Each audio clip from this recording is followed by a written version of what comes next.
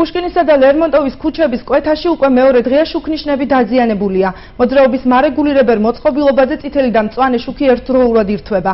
ხარვესის გამო გზაჯვარედინზე ავარიული სიტუაციები იქმნება. ავტომობილების მძღოლები ამბობენ, რომ აღნიშნულ საგზაო მონაკვეთზე გადაადგილება დილიდან განსაკუთრებით გართულებულია.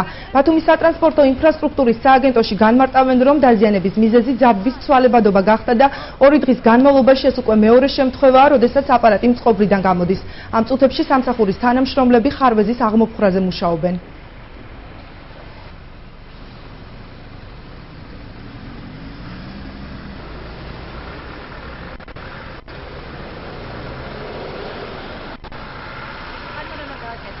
ერთდროულად იქით საჯვარედინზე ერთი წევა და მეორეს. ხომ ისე იქნება რა? ხანიშნა შემცველია. უნდა ემთოს ცალკე. ძალიან სახიფათოა, ბარობის შუქლისანი მარმუშები სახიფათოა. შეიქმნება წარმოიქმნება ავარია. იმიტომ რომ აქედან ცენტრალური ქუჩა ისრელე გამოვიდა მწყობრიდან, შევასრულეთ სამუშაოები და ჩაირთვება შუქლისან აღუდგება მოწოდება რა.